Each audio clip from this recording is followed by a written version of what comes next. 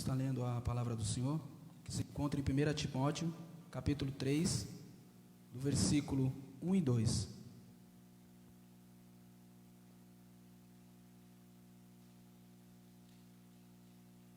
Amém?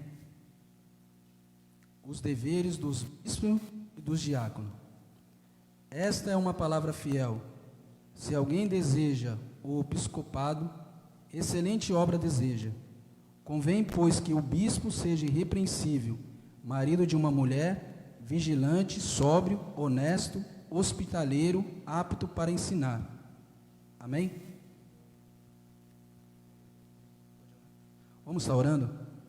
Soberano eterno Deus, Pai eterno, que a Tua presença, Senhor meu Deus, meu Pai, que já está nesse lugar, venha, Senhor meu Deus, meu Pai, usar o Teu servo, Senhor meu Deus, que vai trazer a Tua palavra. Que a Tua palavra, Senhor meu Deus, meu Pai, venha estar nos nossos corações.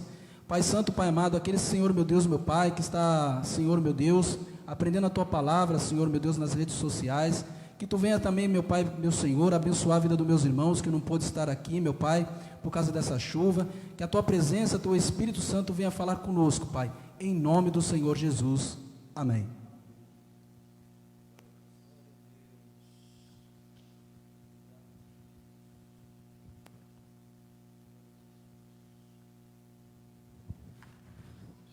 Paz do Senhor, meus irmãos, glória a Deus.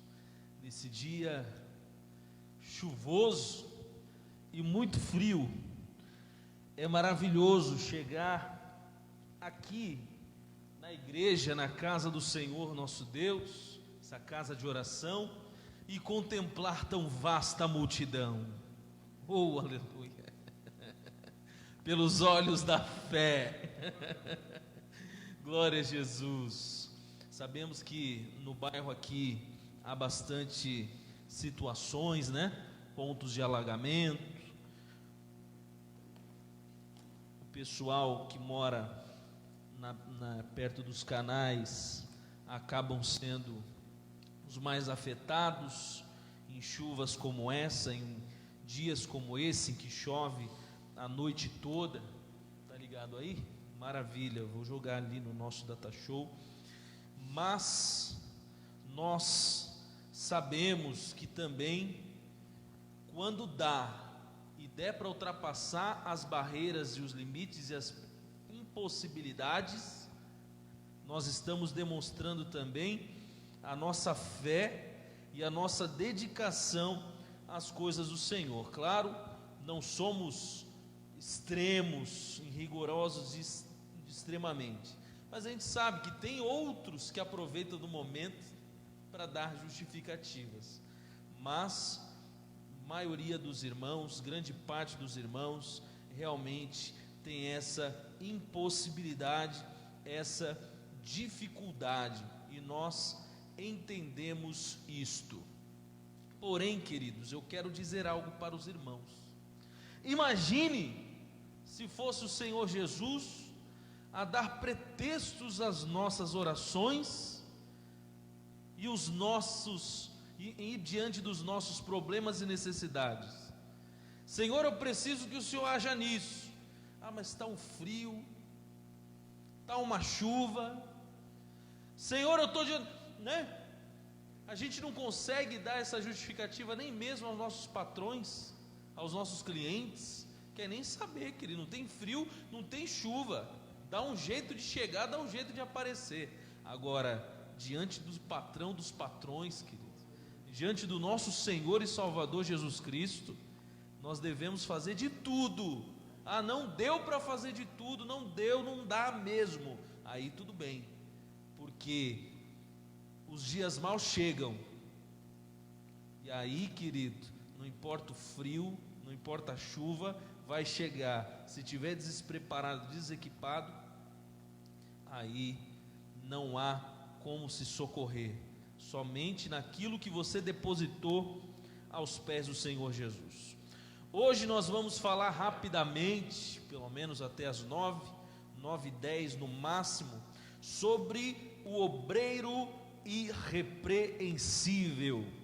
Nós estamos tratando durante essas semanas que se iniciaram na semana passada sobre as características do obreiro aprovado. Pegue outro microfone sem fio para estar ajudando a fazermos as leituras durante este ensino. Semana passada falamos dos princípios, das bases do obreiro aprovado, para ele dizer que é obreiro. E agora nós vamos entrar nas características do obreiro aprovado, características essas expostas pelo apóstolo Paulo em 1 Timóteo capítulo 3 e também na carta que ele enviou a Tito. Mas como repetem-se algumas das características entre essas duas cartas, e o rol das características é um pouco maior na carta do apóstolo Paulo ao jovem pastor Timóteo, nós vamos usar o texto de 1 Timóteo capítulo 3 como base dessas características. E ele começa falando para Timóteo: essa é uma palavra fiel. Se alguém deseja o episcopado, ou seja, se alguém deseja servir na obra de Deus em posições de honra, em posições em que vai estar à frente da igreja, todos nós que de alguma forma servimos ao Senhor, estamos diante da igreja do Senhor.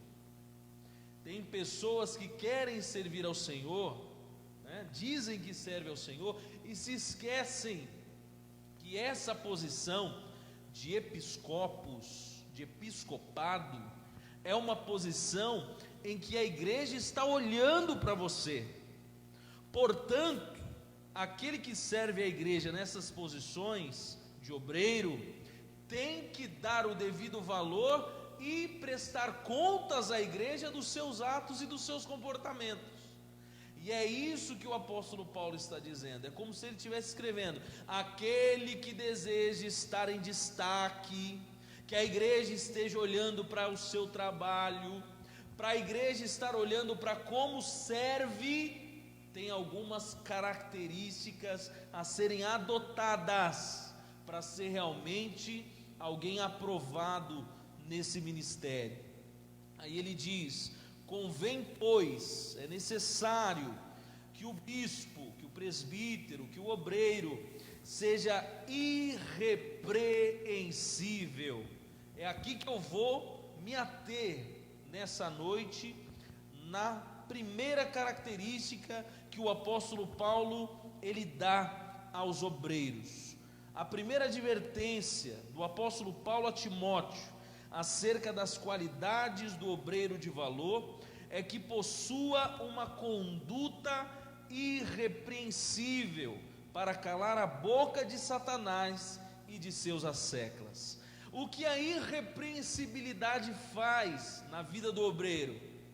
Fecha a boca da língua contrária, do maldizente, do falso testemunho, tanto de fora como de dentro, como nós vamos ver.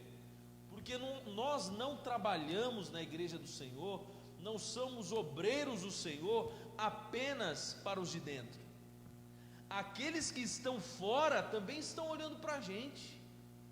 O seu vizinho, aquele que mora do outro lado da tua rua, do teu lado, no seu prédio, sabe que você é um obreiro, sabe que você é um presbítero, uma missionária, uma diaconisa, um diácono, sabem.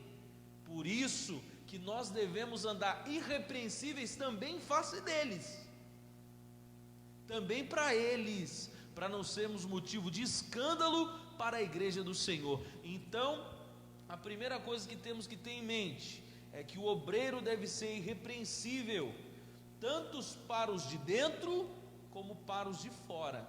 Essas características, essa primeira característica é também um fundamento de todas as outras. Quando ele fala de irrepreensível, depois ele vem dizendo as partes menores. A característica maior é o irrepreensível, porque ela carrega em si todos os outros fundamentos que vêm depois, todas as outras características que vêm depois. as características na família, as características diante do povo em geral, as características no trabalho, fiel no contrato, as características diante de todas as pessoas, diante das amizades e tudo mais, que como nós vamos ver, diante dos negócios. Então tudo isso nós vamos verificar, mas hoje vai ser o fundamento maior, que é o caráter irrepreensível. Então, diz lá no versículo de número 2, na parte A: convém, pois, que seja irrepreensível.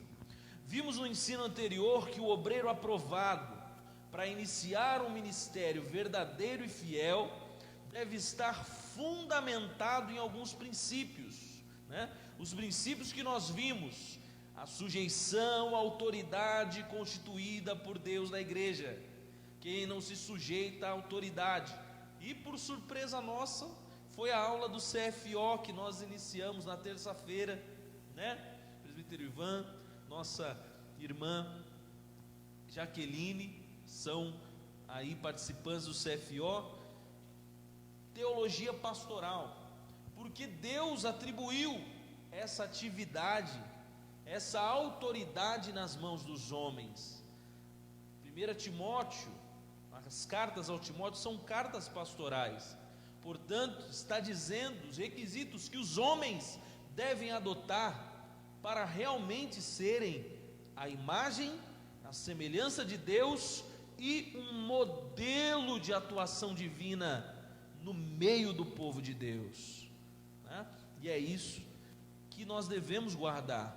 Se não se sujeita à autoridade constituída, não é obreiro. Expressar atitudes de discípulo, vimos também semana passada. Dar exemplo perante a igreja, manter o espírito voluntário, não ter expectativa, achar que vai receber, ficar esperando algo em troca, né? Tem obreiros que só vai e só faz se receber aplausos, ovações, homenagens. Onde está o espírito voluntário? Ninguém está aqui para receber aplauso, ninguém está aqui para receber ovação, né? Aqui estamos para cumprir o nosso dever, nossa obrigação, se realmente fomos chamados pelo Senhor. Ninguém tem que ser elogiado, destacado, né, por estar fazendo sua obrigação. Temos mais é que fazer a nossa obrigação, né, dentro do que a igreja do Senhor e o ministério e o próprio Senhor nosso Deus, em primeiro lugar, quer de nós, conforme a sua palavra. E depois se dedicar com humildade à obra de Deus. Então esses foram os princípios que nós vimos.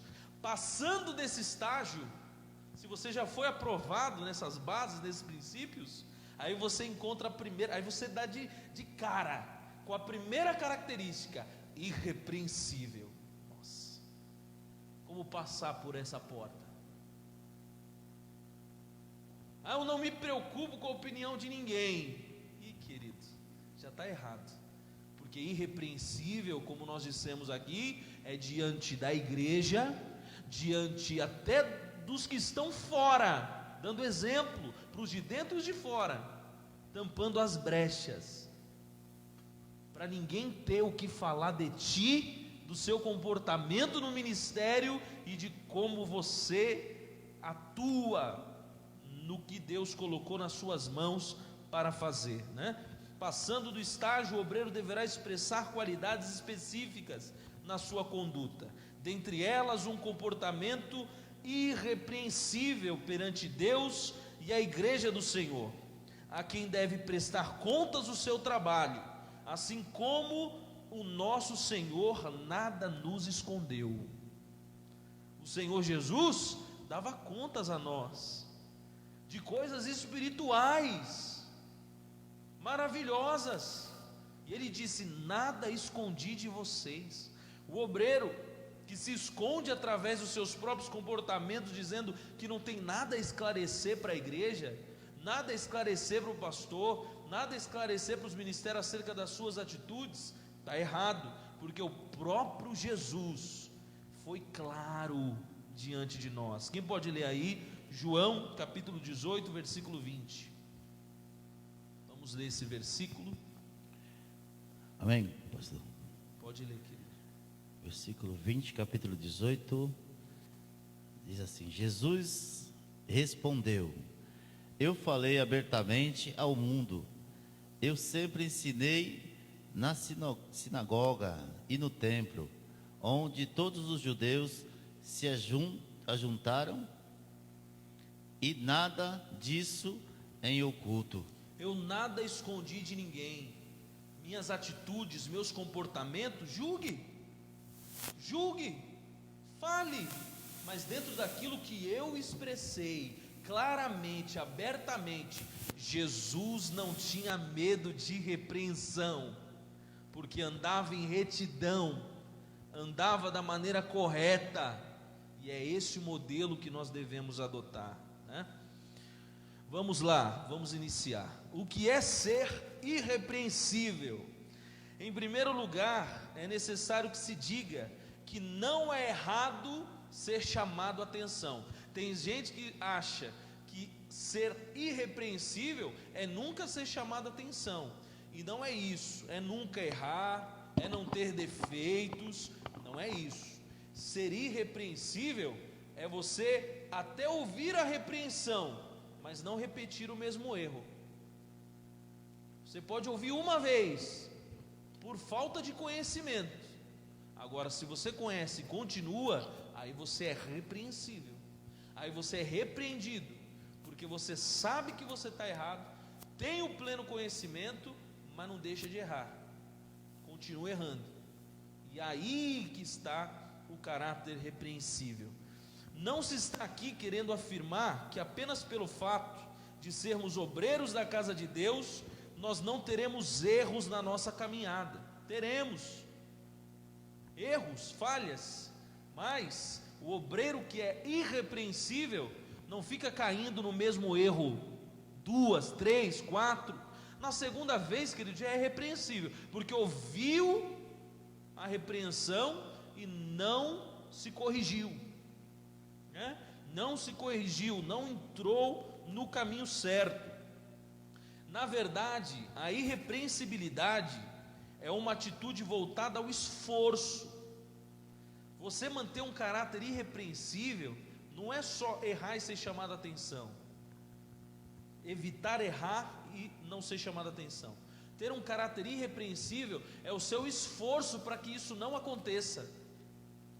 O obreiro irrepreensível tem medo, o maior medo dele é desagradar a igreja, o maior medo dele é desagradar o pastor, oh, aleluia.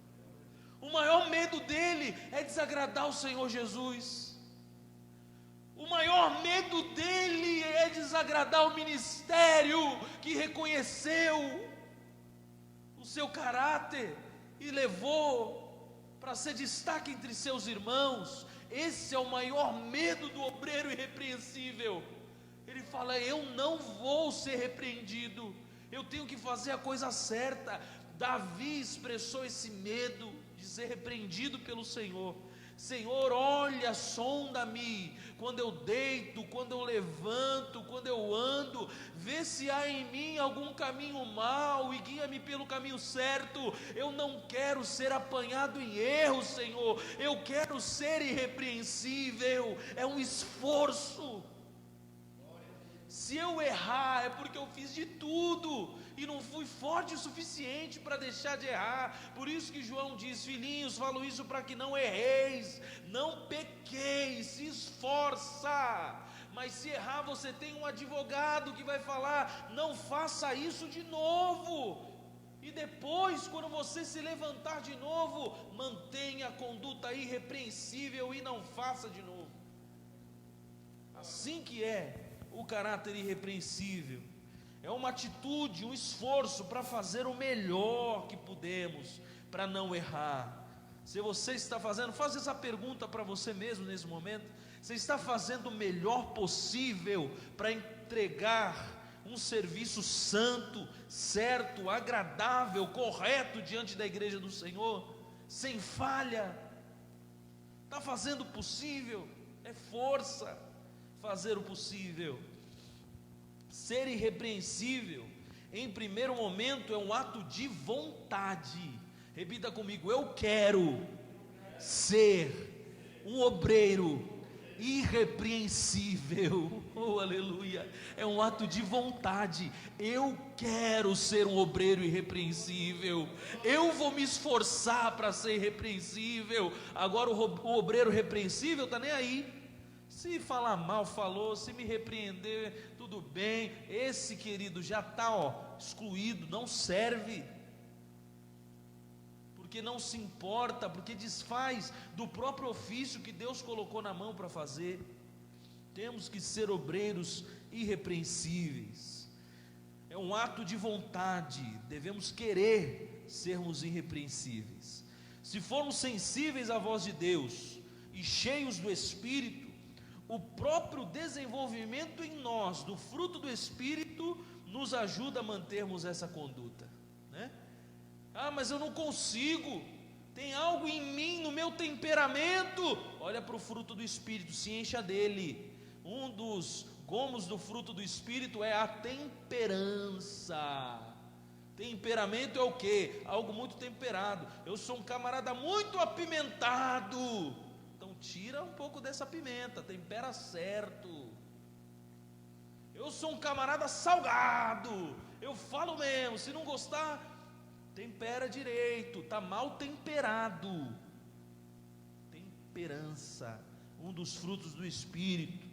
O Espírito Santo nos ajuda nas nossas fraquezas. Ele que desenvolve em nós o caráter temperado, dando lugar à bondade, dando lugar à paz, dando lugar à benignidade, à paciência. Assim vamos tapando as brechas para as ações que sejam repreensíveis. Agora, quem não dá lugar ao fruto do Espírito, não deixa o seu caráter ser remodelado, não deixa o oleiro quebrar o vaso para refazer de novo um vaso de glória, nunca vai ser um obreiro irrepreensível. Temos que ser vasos de glória, de honra, diante da igreja do Senhor. Oh, aleluia, que coisa maravilhosa, né? Algumas atitudes nos ajudam a manter uma conduta irrepreensível. Vamos ver algumas atitudes que nos ajudam a manter a conduta irrepreensível. Em primeiro lugar, ser proativo. Pastor, mas eu ouço essa palavra no meio corporativo secular, mas tiraram tudo da palavra de Deus, querido. A maioria, se é coisa boa, pode ter certeza que tiraram da Bíblia, porque nenhuma palavra boa seria possível entre os homens, senão a palavra de Deus, se não fosse o nosso Senhor, Salvador Jesus Cristo, o Cordeiro morto, desde a fundação do mundo. Ele é o bem, Ele é a bondade, entendeu? Aí usam essas palavras para ensinar por aí, porém, tem tudo a ver essa palavra com a conduta irrepreensível. Proatividade, segundo o dicionário, é o comportamento de antecipação e de responsabilização pelas próprias escolhas e ações frente às mais diversas situações. Vou repetir: proatividade é o comportamento de antecipação e de responsabilização pelas próprias escolhas e ações frente às mais diversas situações. Tem gente, querido, que vê um papel cair no chão, olha para o papel que derrubou, saiu dele, ele olha assim, que ele sai andando. Isso não é proativo, isso é relaxo. Pessoa que não está nem aí, seus comportamentos e atitudes. Outros são piores, chuta para baixo do banco, tenta esconder embaixo das prateleiras da igreja, né? Ninguém vê. Isso não é um obreiro proativo. Claro que é um exemplo simples, mas para entendermos o que é proatividade. O obreiro proativo caiu, ele não espera alguém falar: ó, querido, caiu. Ele não espera alguém chamar atenção. Proatividade simples, mais simples do que está no dicionário. Repita comigo: proatividade é chegar antes. Proatividade. Uma atividade exercida antes de alguém te avisar. É isso que significa. Vi que caiu? Camarada, pega logo, coloca no lugar.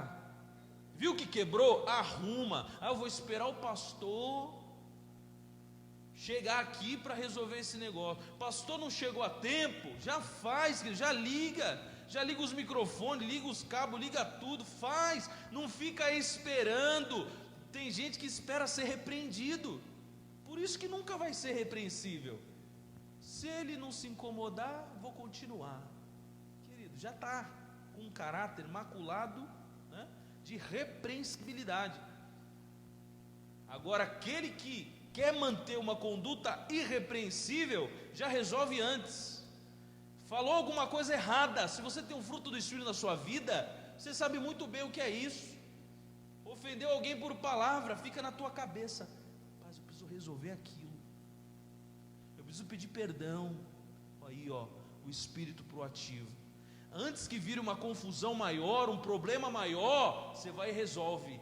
Ó, querido, me perdoa em nome de Jesus, se eu te magoei, se eu fiz alguma coisa mal para o Senhor, se eu estou sendo errado em alguma atitude minha, eu quero melhorar, quero resolver. Acabou, não chegou no pastor. Olha aí, ó. Aí o pastor chega para repreender, poxa, já arrumou, é irrepreensível, não tenho como repreender, ele já chegou antes, já resolveu. E todos nós temos isso, se nós quisermos. Por quê? Primeiro, para chegarmos ao momento em que somos reconhecidos como obreiros do Senhor, é porque a gente conhece, né, alguma coisa. Então, se conhecemos o caminho, temos que andar nele. Quando a gente sai do caminho, a gente tem que perceber e se corrigir sozinho. Qual é o nome disso? Autocorreção. Não tem como você escreve uma palavra errada, aí às vezes você sabe, né? Às vezes você tira a dúvida, mas você percebe que tem alguma coisa estranha. Será que essa palavra se escreve com S, com Z? Isso é autocorreção. Sua mente falando que você está errado. O verdadeiro obreiro está sempre com isso ligado. Será que eu estou certo? Será que eu devo fazer? Será que não? Por cautela, não vou fazer. Por cautela, vou arrumar antes que alguém fale alguma coisa. Isso é um obreiro do Senhor. Quando nós não temos que esperar sermos chamados a atenção ou sermos repreendidos para tomarmos a atitude correta. Quando o apóstolo Paulo afirma que o verdadeiro obreiro deve manter uma conduta irrepreensível, na verdade o que ele está pressupondo, presta atenção nisso, olha que detalhe, o que ele está pressupondo é que o obreiro sabe muito bem o que deve fazer. Por isso que a primeira coisa que ele fala, irrepreensível. Você não fala, no que? Irrepreensível, mas no que? Você sabe muito bem como você deve se comportar, querido, né? Não somos meninos, somos maduros na fé. Então ele pressupõe que o obreiro sabe muito bem o que deve fazer, como deve ser sua conduta na igreja, como deve se comportar perante o pastor, como deve se comportar perante os demais obreiros, perante a liderança e perante o ministério. O obreiro que, ninguém me avisou. Querido, a palavra de Deus está aí para isso, e o que está escrito não pode ser mudado, né? Não pode ser mudado. Então nós sabemos a conduta de obreiro.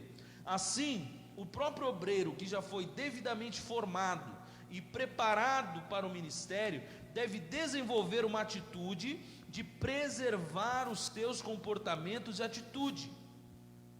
O caráter irrepreensível faz com que você se autopreserve, a sua imagem, a sua consciência, a sua constância na igreja do Senhor.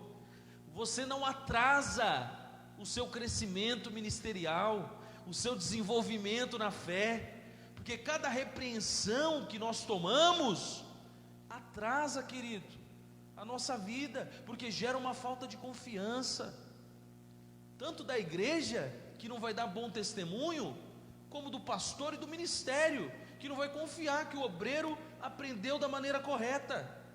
Por isso que ser irrepreensível é autopreservar a si mesmo diante de Deus, não atrasar as bênçãos que Deus tem para a vida de cada um de nós, né?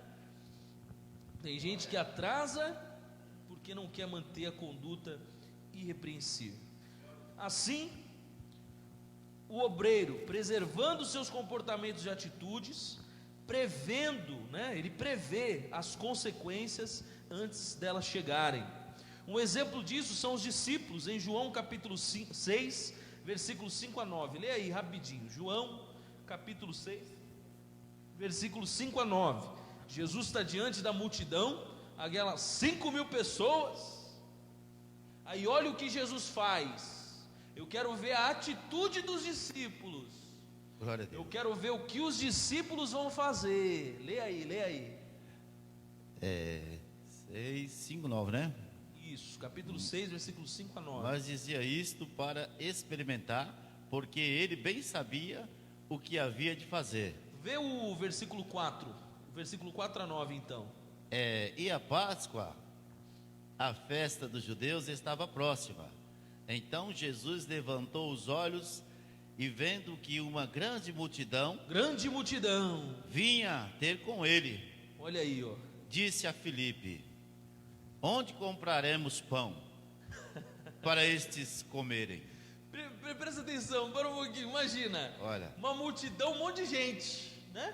Multidão. A Bíblia diz em outros evangelhos mais de 5.000 pessoas.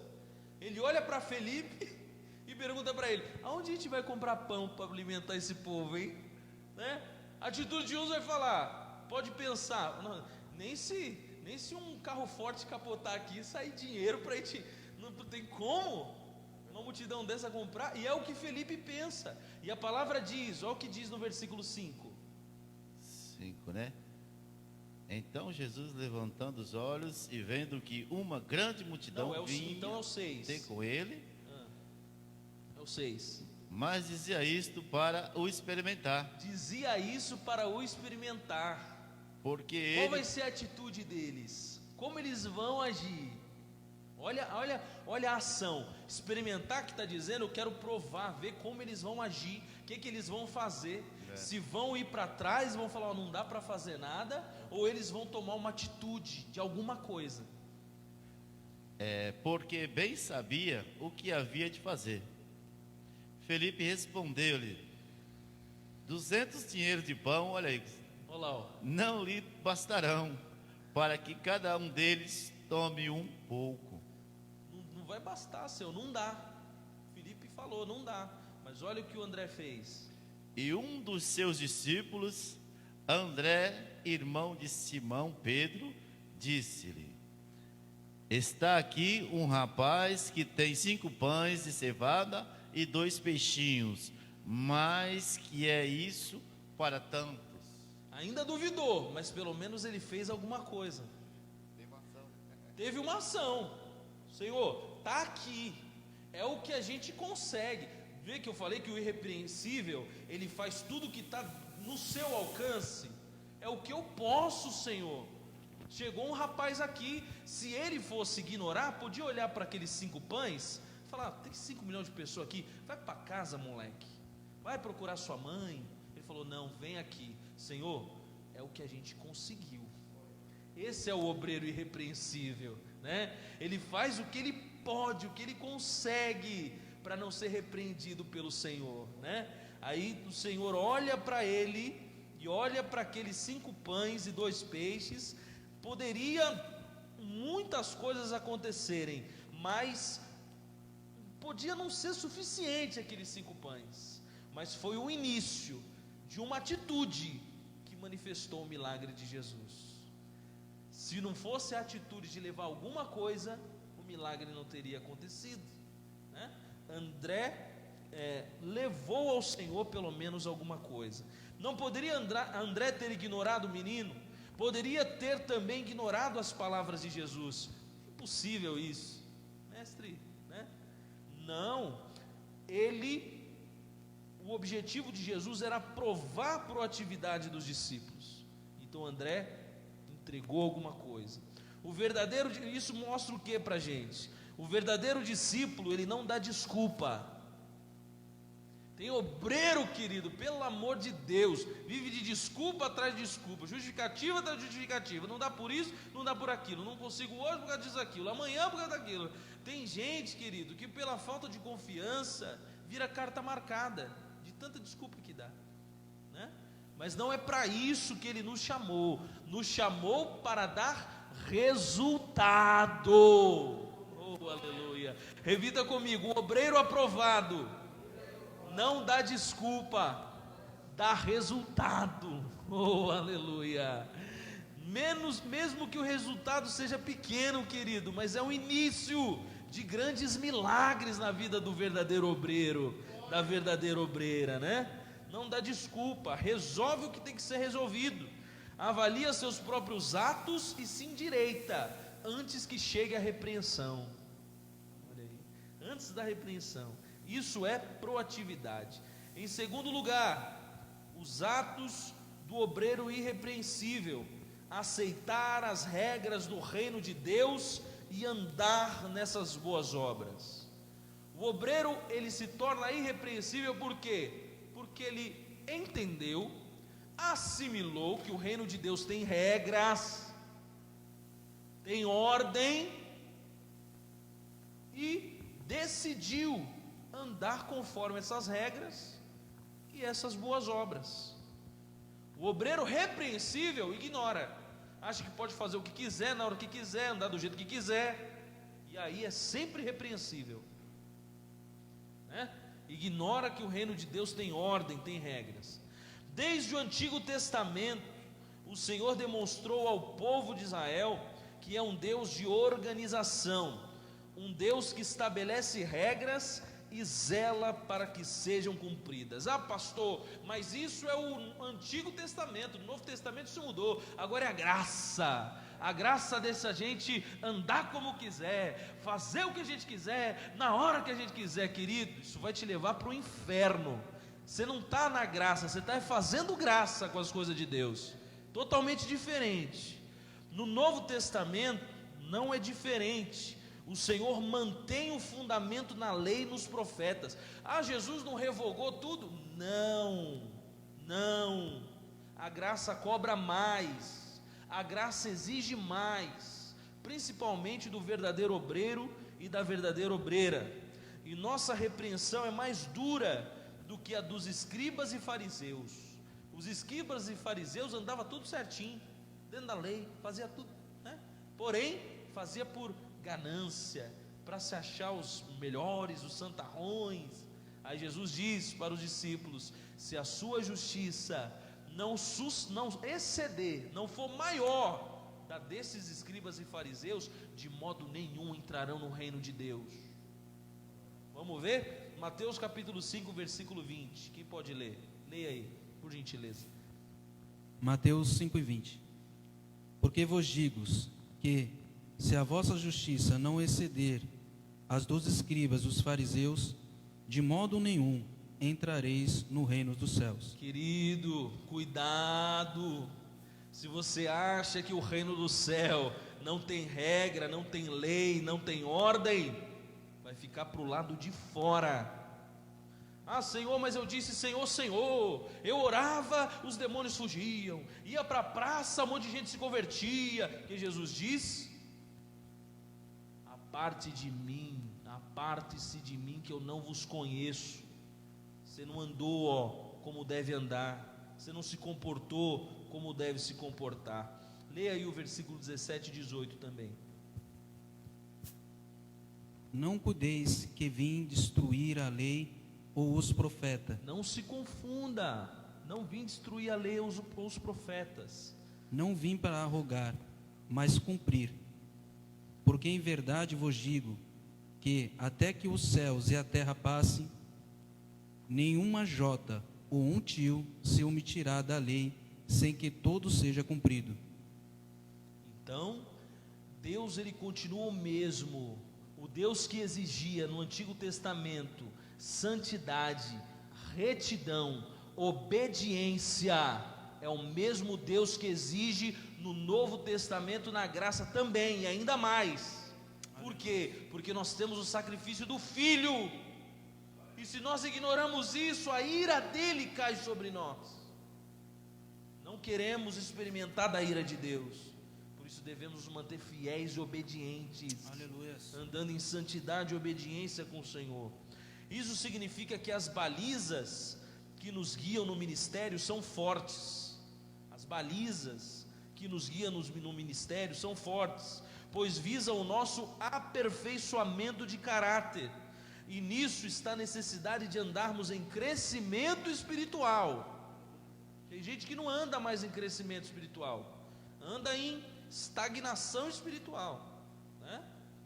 Como Jesus ele falou para Paulo, quando encontrou ele no caminho de Damasco, quando se apresentou no caminho de Damasco: Paulo, não seja rebelde, não seja um perseguidor, não seja um destruidor das coisas que eu preparei, que eu coloquei para serem assim, né? Paulo estava parecendo um boi atormentado, querendo destruir as coisas que Jesus construiu. Falou: é duro para ti recalcitrar, desobedecer, desrespeitar os aguilhões, né? Aquilo que eu coloquei para andar para frente. Se você não andar para frente, querido, vai passar por cima a multidão para o céu, e você vai ficar para trás, né? Vai ficar para trás. Então, nisso, o aperfeiçoamento de caráter, de conduta, nisso está fundamentada a necessidade de andarmos em crescimento espiritual, como maduros na fé e não como meninos na fé. Quem pode ler aí? 1 Coríntios, primeira carta do apóstolo Paulo aos Coríntios, capítulo 13, versículo 11. Outros leia Efésios, capítulo 2, versículo 10. 1 Coríntios 13, 11. Quando eu era menino, falava como menino, sentia como menino, discorria como menino, mas logo que cheguei ao ser homem, acabei com as coisas de menino. Menino não tem regra, querido. Menino na rua, jogado por aí, não tem regra, não tem lei, não tem ordem, coisa de menino. Agora quem vem para cá, para a casa do Senhor, como obreiro e obreira da casa de Deus, tem ordem, tem regra. A meninice fica para fora, né? Meninos na malícia, como Paulo diz, temos que ser criança, sim, na malícia, na maldade, né? Não ter maldade, não ter malícia diante do Senhor, diante dos irmãos, diante da igreja. Agora, no entendimento, temos que ser maduros.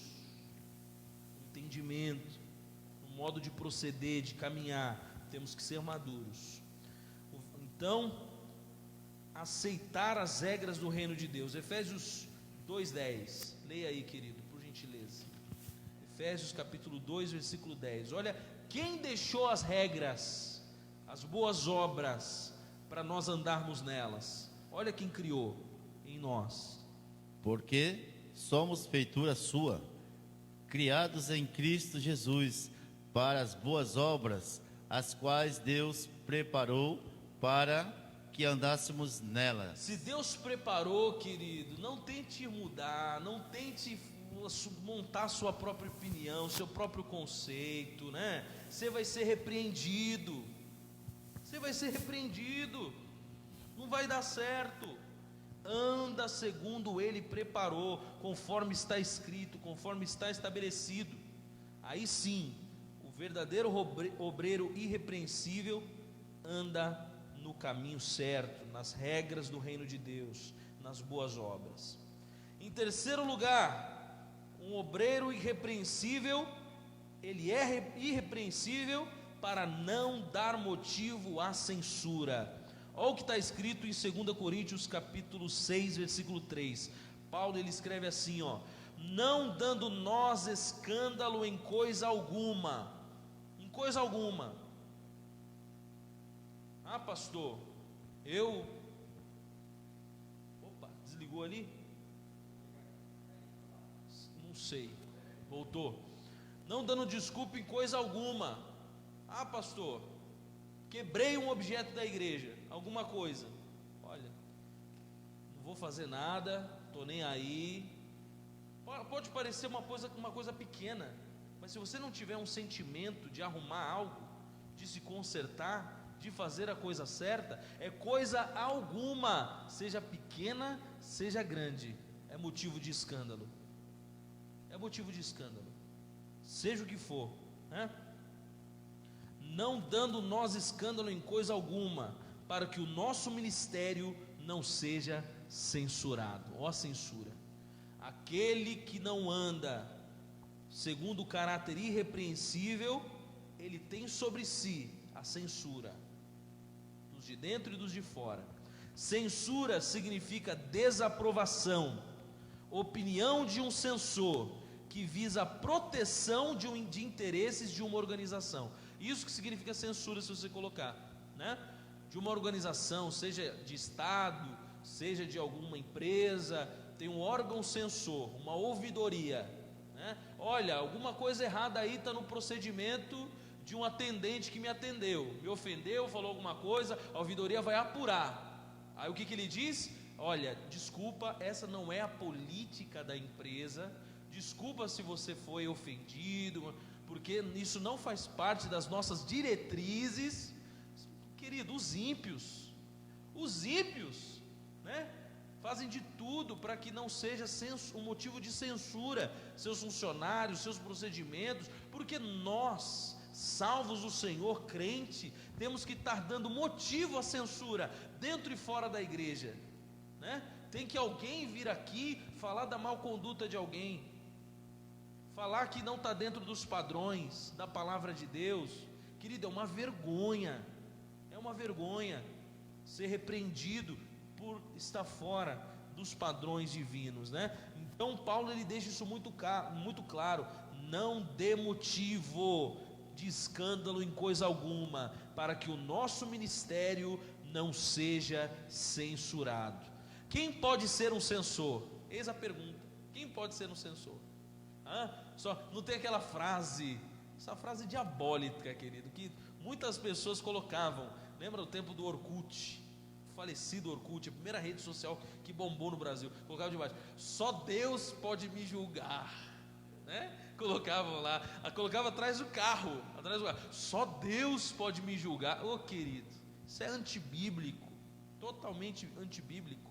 Como assim, pastor? Quer dizer que nós temos que estar julgando uns aos outros? Temos sim, é uma ordem. 1 Coríntios capítulo 5, vamos para a palavra de Deus. Não coloquei aqui, mas estou colocando agora, né? 1 Coríntios capítulo 5, olha lá, versículo de número 12 e versículo de número 13. Quem pode ler aí? Olha lá, ó. 1 Coríntios capítulo 5, versículo 12 e 13. Leia aí, pode ler. Pega o microfone aí. Tá ligado? Dá para o presbítero Marcos, por gentileza. Olha lá. Porque tenho eu em julgar, e também o que estão de fora, não julgais, vós que estão dentro? Mas Deus julga os que estão de fora. Tirai, pois, dentre vós esse iníquo. Olha o que Paulo está dizendo: porque tenho eu que julgar também os de fora? A gente julga os pecados, a avareza, a prostituição, como ele está falando no versículo 11, né? A avareza, a idolatria, a bebedice, o roubador. Mas olha o que ele fala: não julgais vós os que estão de dentro. Vocês falam muito. O que ele está falando para os corintianos? Desculpa, para os coríntios, né? Para os irmãos de Corinto. O que ele está dizendo? Vocês não julgam os que estão de fora? Não fala contra o pecado? E agora esses que estão no meio de vocês não estão falando nada? Vocês não estão corrigindo, disciplinando? Vocês têm que julgar os de dentro. Tira dentro de vós quem estiver em pecado, quem estiver em iniquidade. Tira do meio, para não contaminar os outros. Portanto, querido, a igreja julga os atos do seu próprio meio. É o que o apóstolo Paulo está dizendo. Isso é disciplina, o nome disso. E temos que entrar por esse caminho para que não venhamos a ser condenados como omissos diante do corpo de Cristo, né? Ele está chamando a atenção pela omissão que eles estavam vivendo, né? Então quem pode ser um censor? A resposta é clara, tanto os de fora como os de dentro. Ele fala, os de fora, nós julgamos a ele todo dia, e eles também estão olhando para a gente para ver se a gente tolera o pecado, né? Porque se a gente tolerar um pouco de pecado, eles apontam o dedo para a gente. Olha aí, ó, o crente lá, ó. Olha aí o crente, né? Então julga também quem está no meio, homens, né? E mulheres, julgando o corpo de Cristo para fim de extirpar do nosso meio a maldade. O mau obreiro é censurado até pelo diabo, querido.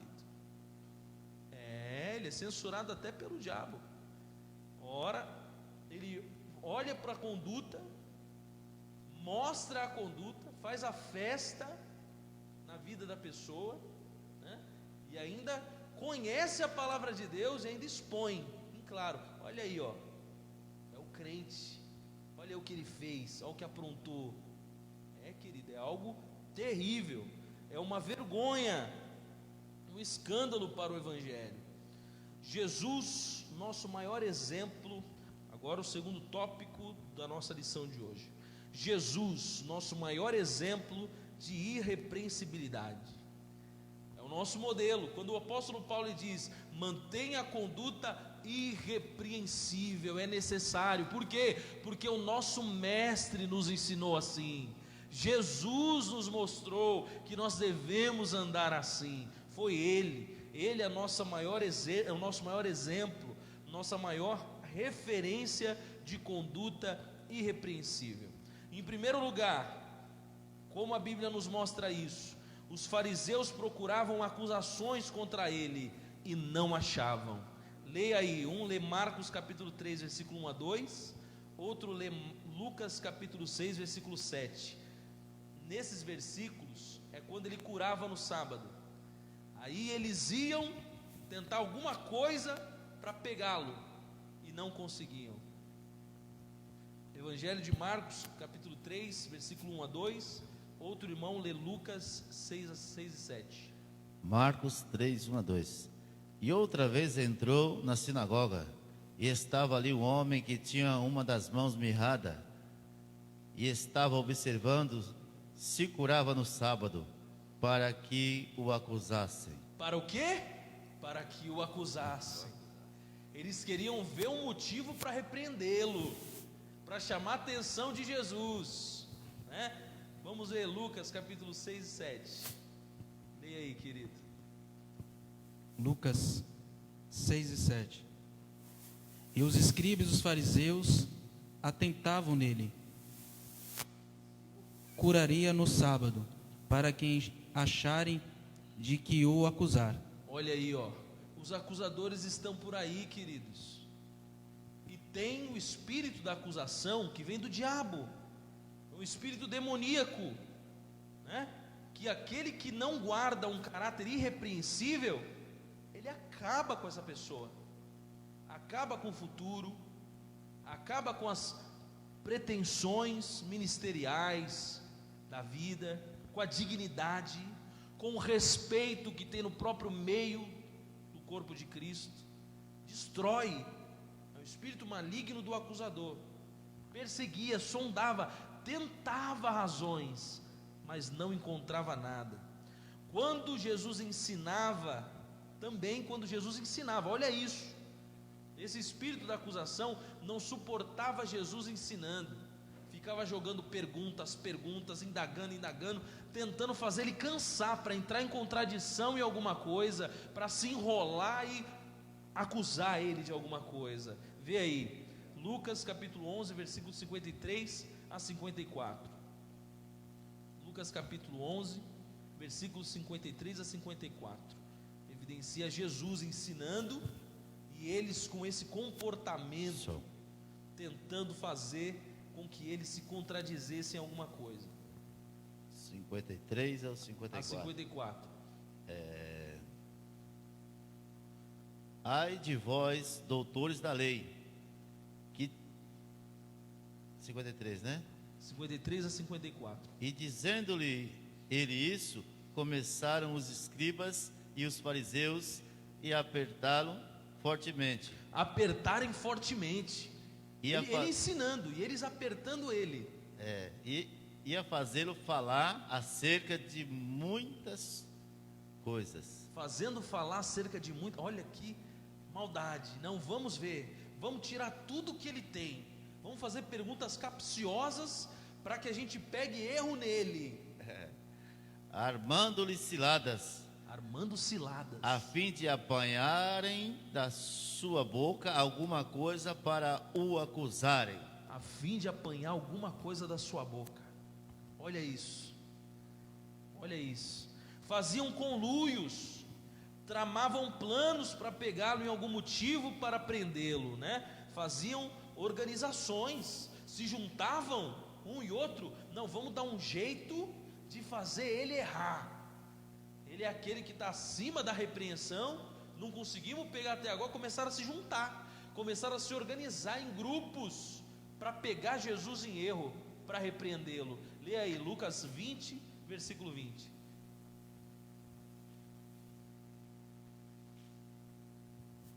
Olha o que diz a palavra de Deus sobre isso. E trazendo debaixo de olho, mandaram espias que se fingiram de justos. Olha isso. A palavra de Deus, eu vou te falar, é chocante quando a gente vê esses detalhes, né? Mandavam espias no meio deles. Jesus ensinando, chegava um grupo, se fingindo de justos, né? Fazendo de conta que estava todo mundo normal, né? Para provocar e encontrar razões. Continua lendo, querido. O diabo não se cansa de trabalhar, né? Pois é. Para o apanharem em alguma palavra e o entregarem à jurisdição, né? Jurisdição e o poder do governador. Olha aí, ó. Faziam grupos, iam lá, se fingindo de justos, para fim de achar alguma coisa para repreendê-lo.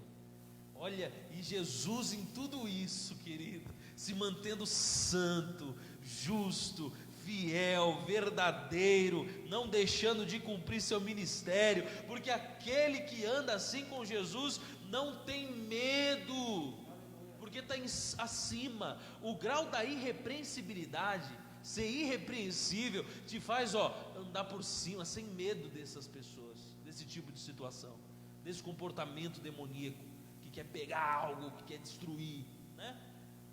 É a irrepreensibilidade. Em segundo lugar, porque Jesus é o nosso exemplo, montaram um teatro de acusações falsas contra ele. E mesmo nesse teatro, vamos prestar atenção, já abra aí, Mateus capítulo 26, versículo 59 a 68, a 68, é isso? 59 a 68. Vamos ler esses versículos para a gente entender como foi montado esse teatro. Primeiro, levaram Jesus para a casa de Caifás, não levaram ele para o sinédrio. Os julgamentos de judeus aconteciam no sinédrio. Montaram um teatro na casa do sumo sacerdote para tentar pegar alguma acusação contra Jesus. Mas mesmo nesse teatro montado, não conseguiram pegar nada nele. Olha isso. Lê aí, querido. Mateus capítulo 26, versículos 59 a 68. 59, né? 68. Lá vai. Esse capítulo é bastante grande, né? Ora, os príncipes dos sacerdotes e os anciões e todo o conselho buscavam falso testemunho contra Jesus. Buscavam, olha o que eles estavam buscando, demoníaco. Eles buscavam falsos, eles não buscavam a verdade, eles buscavam falso testemunho contra Jesus, para poderem dar-lhe a morte. E não o achavam, apesar de se apressarem muito. Não achavam. Diante de príncipes, diante de escribas, diante de sacerdotes, diante de tanta gente, olha o caráter irrepreensível, querido. Glória a não Jesus. tema se levarem você como obreiro irrepreensível, diante das multidões, diante dos grandes, diante dos Se você se mantiver fiel, querido, eles não vão achar motivo para te repreender. Oh, glória. Oh, glória a Apesar de Deus. apresentarem muitas testemunhas falsas, mas por fim chegaram duas e disseram: Este disse: Eu posso derribar o templo de Deus e edificá-lo em 3 dias. Deturpando os ensinos de Jesus. E levantando-se o sumo sacerdote, disse-lhe: Não respondeste coisa alguma aos que estes O sumo depõem sacerdote, contra ti? só um pouquinho. O sumo sacerdote ficou injuriado, porque eles tentavam, aí viam que não condizia com o ensino dele, porque Jesus não falou nada disso, que ia derrubar. Como pode um homem, né, normal, comum, sem poder militar nenhum, derrubar uma fortaleza que era aquele templo? Então isso era pouca coisa. Isso aí não era, nem chegava a ser uma ameaça, porque era um homem comum. Então essa testemunha não colou também. Então o sumo sacerdote, ele fica irritado, possuído do espírito do acusador, ele invocado, que não conseguia encontrar nada. Aí o que ele faz? Aí ele provoca a essência divina. Olha a situação. E levantando-se o sumo sacerdote, disse-lhe: Não respondes coisa alguma ao que estes depõem contra ti? E Jesus, porém, guardava silêncio. E, insistindo o sumo sacerdote, disse-lhe: Conjuro-te pelo Deus vivo, Aí, que nos diga Entendeu? se tu és Cristo, Filho de Deus. Aí é outro detalhe. Aí provocou a verdade. Conjuro-te pelo Deus vivo, diga se você é entre nós o Filho de Deus. Aí não tem como. Aí Jesus teve que se manifestar. Lê o outro versículo. Disse-lhe Jesus: Tu disseste. Digo-vos, porém, que vereis em breve o Filho do Homem assentado à direita do Todo-Poderoso e vindo sobre as nuvens do céu.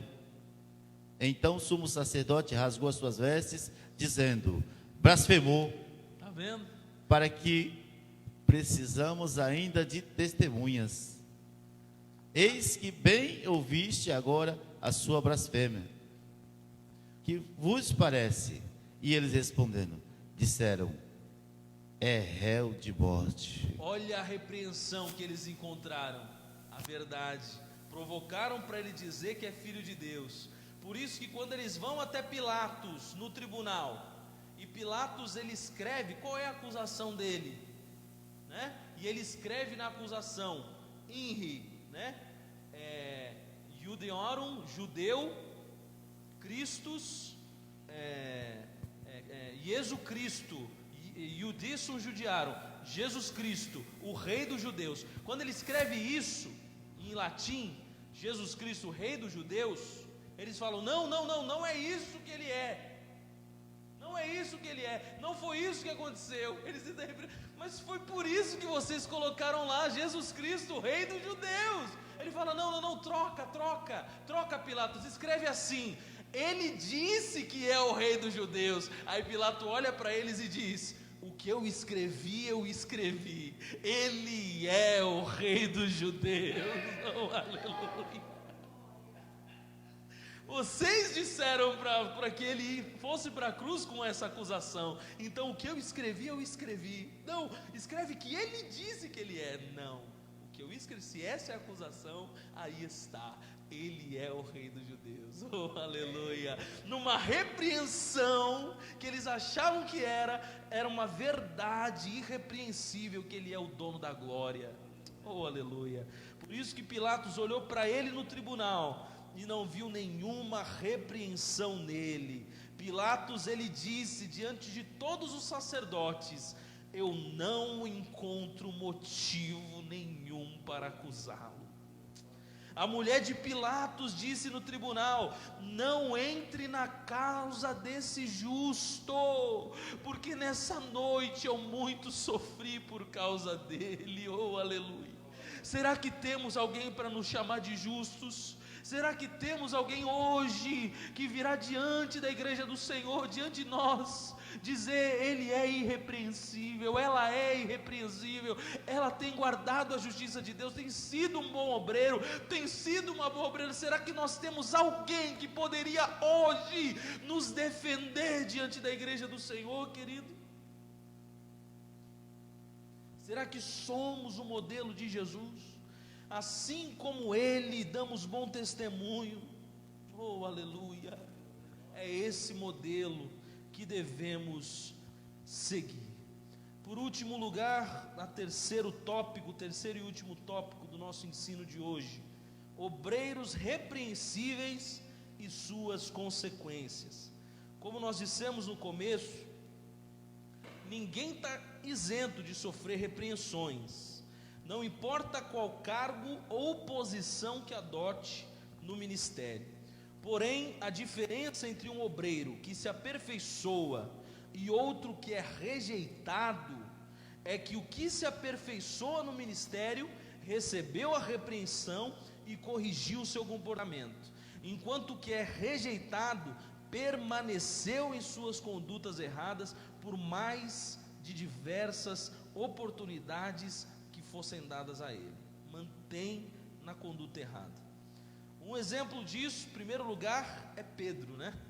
Pedro foi o discípulo mais repreendido pelo Senhor Jesus. Foi o discípulo que mais deu trabalho para Jesus, por apresentar comportamentos intempestivos, né? Falava fora de hora quando não devia, agia fora de hora quando não era para agir, né? Era impulsivo, agia de modo mal pensado, de modo inconsequente, né? Atitudes cristãs que o Senhor Jesus, Ele não quer para nós. Temos alguns exemplos aqui de várias cenas onde Jesus repreendeu Pedro, e vamos olhar detidamente, porque Jesus repreendia com dureza, não dava moleza para Pedro. Pedro apanhava mesmo do mestre, e servia de exemplo para todos os outros. Quem pode ler aí o Evangelho de Mateus, capítulo 16, versículo 21 a 23, vamos ler. O outro já leia capítulo 14, versículo 30 a 32, e outro já leia o capítulo 15, versículo 15 a 21, tá? Vamos. Mateus, capítulo 16, versículo 21. Desde então, começou Jesus a mostrar aos seus discípulos que convinha ir a Jerusalém e padecer muito dos anciões e dos principais dos sacerdotes, dos escribas, a ser morto e ressuscitar ao terceiro dia. E Pedro, tomando-o de parte, começou a repreendê-lo, dizendo: Senhor, tem compaixão de ti, de modo nenhum te acontecerá isso. Ele, porém, voltando-se, disse a Pedro: Para trás de mim, Satanás, que me serve de escândalo, porque não compreendes as coisas que são de Deus, mas só as que são dos homens. Que são dos homens. Tem um versículo que é dessa mesma cena, que diz que serve, porque vem me servir como pedra de tropeço. Fala para Pedro, pedra de tropeço. Olha que coisa, Pedro, que era a pedra retirada da grande pedra, que diz que Jesus era o Cristo, Filho de Deus, agora chamando de pedra de tropeço, de doer no coração, né? O Senhor me deu o nome de Pedro, pela pedra da edificação da igreja, agora me chama de pedra de tropeço, né? Uma repreensão dura para Pedro. Quem pode ler aí Mateus 14, versículo 30 a 32? Mateus, capítulo 14, versículo 30 a 32. Leia aí rapidamente, por gentileza. Mateus capítulo 14, versículo 30 a 32. Mas, sentindo o vento forte, teve medo, e começando a ir para o fundo, clamou, dizendo: Senhor, salva-me. E logo Jesus, estendendo a mão, segurou, disse-lhe: Homem de pouca fé, por que duvidaste? E quando subiram para o barco, acalmou o vento. Então aproximou-se os que estavam no barco e adoraram-no, dizendo: És verdadeiramente o Filho de Deus. E tendo passado para outra banda, chegaram à terra de Genezaré. Só até o 32, já passou? Já passou, já. Já. Então, homem de pouca fé, diante de todos, afundando, né? Achou que estava bem, que era bom, estava afundando. É assim que é aquele que é repreensível, acha que está indo bem, mas na verdade, ó, está fracassando. Mateus capítulo 15, versículo 15 a 21, é o próximo aí, versículo 15 a 21, leia também, por gentileza, para a gente ver as repreensões. 15, né? Versículo 15. E Pedro, tomando a palavra, disse-lhe: Explica-nos esta parábola. Jesus, porém, disse: Até vós mesmos estáis ainda sem entender? Ainda não compreendes que tudo o que entra pela boca desce para o ventre e é lançado fora? Mas o que sai da boca procede do coração, e isso contamina o homem. Olha isso. Até você. Não, Jesus está ensinando para a multidão. Ele chama os 12 para viver espiritualmente com ele, né? Aí ele está explicando a parábola. Aí Pedro ele chega e fala: Senhor, explica aí que a gente não está entendendo. Ele olha para ele: até você, não acredito. Pode ter todos. Agora você está comigo todo dia, não consegue entender espiritualmente o que eu ensino. De fato, você precisa se alimentar e deixar descer no ventre. Se você ouvir por aqui e sair por aqui, tu não vai aprender nada nunca. Rapaz, era uma repreensão e na frente de todo mundo. Pedro poderia ficar magoado. Pedro poderia mudar de igreja, mudar de ministério, falar: não quero mais andar com ele. Ele me repreende muito, chama muito minha atenção. Ele é muito bruto comigo. Foi isso que ele fez? Ele foi se aperfeiçoando. Eu preciso mudar meu caráter, eu preciso mudar como eu ajo, eu preciso mudar minhas atitudes. Oh, aleluia. É isso que ele quer de um verdadeiro discípulo, que ele aprenda a ser irrepreensível. O que mais foi repreendido, mais aprendeu. Oh, aleluia. Mais se aperfeiçoou, mais aprendeu a andar com Jesus. E ainda nos ensinou que essas repreensões criam em nós verdadeiros discípulos. Quem pode ler aí 1 Pedro capítulo 5, versículo 1 a 4? Leia aí. Aí ele nos ensina o que essas repreensões gerou na vida dele, o que essas repreensões de Jesus Cristo geraram no caráter dele.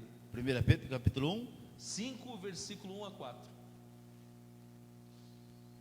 Olha lá. 1 a 4.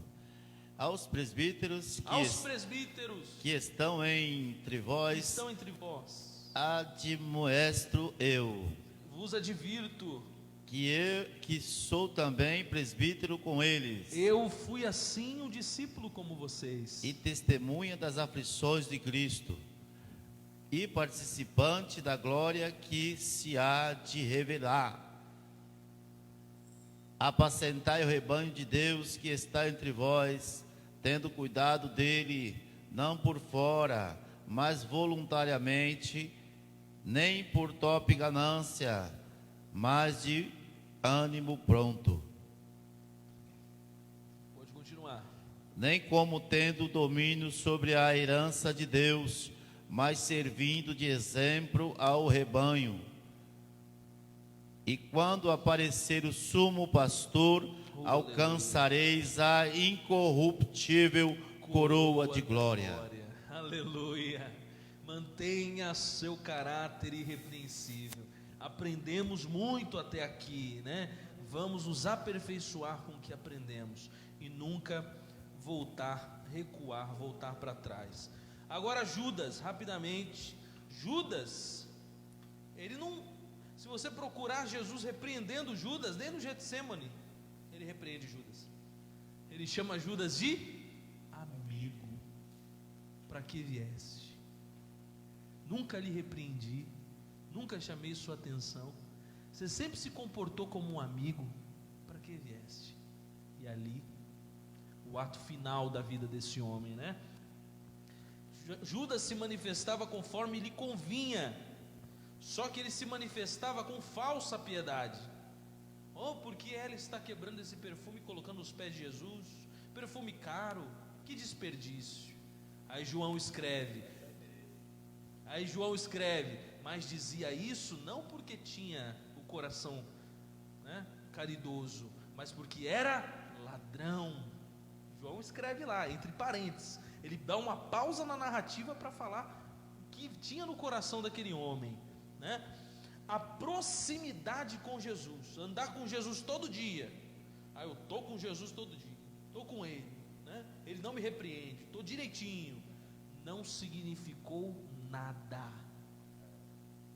Tem gente que acha que está certo, que está andando com Jesus, mas não significa nada se não mantiver a conduta de ser fiel até o fim. Até a ceia, Judas, era irrepreensível. No final das contas, era o diabo, né? João chama ele disso, porque era o diabo. Não fala, o diabo estava nele, não, fala, era. Estava possuído, estava possesso. Seu caráter pecaminoso apenas estava reservado, estava oculto. Conhecia o caminho, ouvia todos os ensinos de Jesus, mas ainda assim, deliberadamente, se negou a andar pelo caminho certo, né? E no final das contas nós sabemos qual foi o fracasso. Tirou a própria vida, porque o diabo fez o que queria, destruiu a vida dele, arregaçou com ele, e aí ele perdeu a fé, uma fé que já estava completamente dilacerada, soltou de Jesus de vez e acabou com a vida, né? Então, um obreiro que fracassou, só teve uma única repreensão, que foi o próprio Satanás que gerou isso no coração dele. Outro obreiro que fracassou é um tal de Diótrofes. Quem lê aí? João, versículo 9 a 11, terceira epístola de João, versículo 9 a 11, rapidamente, para nós concluirmos. Terceira epístola de João, 9 a 11. Mas eu não sei quem é Diótrofes. Claro, muitos poucos leem essa terceira epístola de João. Terceira epístola, Só tem um capítulo. versículo 9, né? Versículo 9 a 11. E tendo escrito à igreja, mas Diófetes, ou melhor, Diófetes,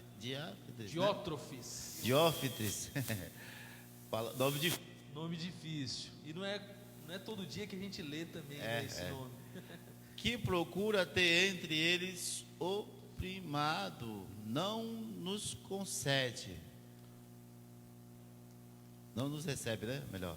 Perdão. Não nos recebe. Melhor. Olha, ele queria ter posição, queria ser o primeiro, queria ser o maior de todos, esse Diótrofes. Achava que era o obreiro modelo, queria ser melhor do que todo mundo na igreja, chegando a não receber os próprios apóstolos. Ele queria ser o apóstolo naquela igreja. Olha a situação. Continua. Pelo que se eu for, trarei à memória as obras que ele faz. Vou repreendê-lo, porque ele está errado. Se eu for, João dizendo, eu vou repreendê-lo diante de todo mundo pelas obras que ele faz. Proferindo contra nós palavras maliciosas. Olha aí, E não contendo com isso, não recebe os irmãos. Não recebe os próprios irmãos quando E são enviados. impede os que querem recebê-los. E os lança fora da igreja. Lançando irmãos fora da igreja, que não aceitasse ele como líder deles. Olha isso. Pode continuar. Amado, não siga o mal, mas o bem. Quem faz bem é de Deus, mas quem faz mal não tem visto a Deus. E aí ele chama a atenção. Olha o que acontece. Um obreiro que achava que queria o primado, queria ser maior que todo mundo, melhor, né? Quem não me aceitar é o seguinte, vai embora daqui, porque eu sou quem manda. Não recebia nem os apóstolos que iam lá, né? A comissão que era enviada por João para ver o que estava acontecendo naquela igreja, ele colocava para fora, não recebia, achava que ia ser modelo, e foi modelo de um obreiro fracassado, né? Esqueceu da sujeição aos seus pastores, esqueceu da sujeição ao ministério, e virou símbolo de mau exemplo. Teve uma cartinha só para ele, né? É como se pegasse ele e dissesse: ele quer ser o primeiro? Tá bom, deixa eu escrever aqui, para toda a igreja, em todas as épocas e gerações conhecerem esse camarada. Ele quer ser o primeiro, vai ser um modelo de mau exemplo, modelo de obreiro irrepreensível, modelo de obreiro que não serve. Que tipo de modelo nós queremos ser, né? Vamos ser irrepreensíveis, né? Seja um obreiro irrepreensível. Se errou, se falhou, saiu do caminho, se justifique antes, peça perdão, se corrija antecipadamente, jamais espere ser repreendido. Uma palavra tão pequena, irrepreensível, mas cheia de tanto conteúdo e ensino para a nossa alma, que nós nunca esqueçamos. A diferença da etapa onde você está para onde Deus quer que você esteja no ministério é a manutenção do seu caráter irrepreensível. Nunca esqueça isso. Nunca deixe que a repreensão chegue. Ande no caminho, e aí você vai acelerar os degraus do seu crescimento, né? Que fique essa palavra para o seu e para o meu coração nessa noite, em nome do Senhor Jesus. Amém, queridos? Glória a Deus. Quantos estão alegres e felizes com essa palavra? Diga amém. É um ensinamento para a sua e para a minha alma. Vamos orar, vamos agradecer ao Senhor nosso Deus. Quero chamar aqui o presbítero Ivan, venha fazer essa oração, agradecendo ao Senhor. Amanhã os jovens estarão indo para Campos Sales, é isso? Culto regional de jovens. Domingo temos escola bíblica dominical aqui, a partir das 8 horas da manhã, em jejum. E temos o nosso culto à noite, ó, nosso culto da família, bênção, a partir das 6:30 da noite, aqui na nossa congregação. Amém, queridos? Em nome de Jesus. O senhor, irmão Zé, está muito chique com esse pullover aí, ó. Rapaz, está parecendo um americano dos United States, né? Está bem aí, ó, bem empacotado. Deus abençoe, querido. Amém, meus irmãos, a paz do Senhor Jesus, graças a Deus, né? Finalizar, né, pastor? Glória a Deus, vamos, né, retornar ao nosso lar, amém? Glória a Deus. Então oremos. Senhor nosso Deus e Pai, nós te louvamos, Senhor, nesta noite, Senhor, oh Pai, pela tua palavra, Senhor amado, Senhor, trazida, Pai, ao nosso coração, Pai, através do teu servo, ó Deus amado, que a tua palavra venha, Senhor, frutificar, Senhor, venha trazer fruto para as nossas vidas, de bom como os obreiros, Pai, aprovados, Senhor, na tua presença, Senhor. Ó Pai amado e santo, Deus vai perdoando, Senhor, cada um dos teus filhos, Senhor, que porventura tem errado na sua conduta, Pai, ministerial. Ó Senhor amado, tenha de misericórdia, Senhor, e continua nos abençoando, Pai. Ah, Senhor, leva-nos em paz para a nossa casa, Senhor, nos dando uma noite de bênção, Senhor, na tua presença, Senhor, abençoando o teu povo, Pai, cada lar, cada família, Senhor. Ó Deus amado, abençoa cada um, também os nossos irmãos que estão em casa, Pai, os teus filhos, Senhor, meu Deus, vai abençoando, Senhor, dando vitória, uma noite de bênção, um sono reparador para a glória do teu nome. Assim nós te louvamos, em nome do Senhor Jesus, e graças a Deus. Presbítero Marcos, dando a bênção apostólica, em nome de Jesus.